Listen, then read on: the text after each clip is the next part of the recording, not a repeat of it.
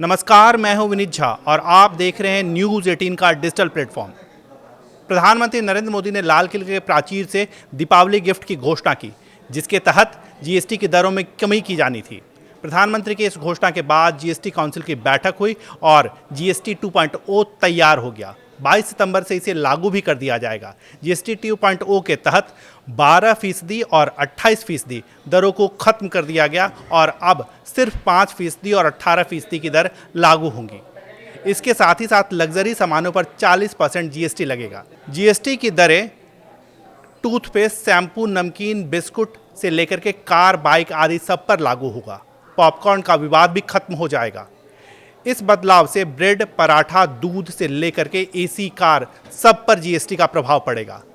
पिछले साल से लंबित स्वास्थ्य बीमा और जीवन बीमा पर लगने वाला 18% जीएसटी को खत्म कर दिया गया।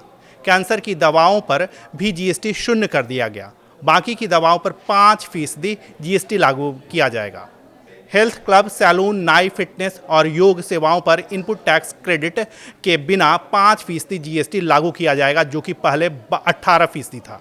छोटी कारों पर जीएसटी को 28% से घटाकर 18% कर दिया गया, जबकि लग्जरी कारों पर 40% जीएसटी लगेगा, लेकिन सेस हटने के कारण यह भी सस्ता हो जाएगा। एसेसरीज पर भी जीएसटी में कटौती की गई। किसानों को राहत देने के लिए स्प्रिंकलर, ड्रिप सिंचाई मशीन और कटाई मशीन जैसी सिंचाई प्रणाली पर जीएसटी की दरों को कम कर दिया गया है। एयर कंडीशनर, डिश वॉशर पर जीएसटी 28% से घटाकर 18% कर दिया गया है। सभी प्रकार के टेलीविज़न, मॉनिटर, चाहे वह जिस भी आकार का हो, जीएसटी को 18% के दायरे में ले आया गया है। होटल सेवाओं पर भी जीएसटी कम की गई है। चश्मों पर भी और गॉगल पर भी जीएसटी 5% लगेगा। लेकिन यहाँ पर एक बड़ा सवाल यह है कि क्या आम आदमी तक जीएसटी का फायदा पहुँचेगा? इस सवाल पर वित्त मंत्री निर्मला सीतारमण का कहना है कि जीएसटी का फायदा आम लोगों तक पहुँचे, इसकी प्राथमिकता उनकी भी रहेगी। वह इसको लेकर के उद्योग से संपर्क में है। उन्होंने इस बात पर खुशी जताई है कि सरकारी बीमा कंपनियों ने जीएसटी का फायदा उपभोक्ताओं तक पहुँचाने का ऐलान कर दिया गया है। निर्मला सीतारमण का कहना है कि वह पूरे मामले पर नज़र बनाए हुए है।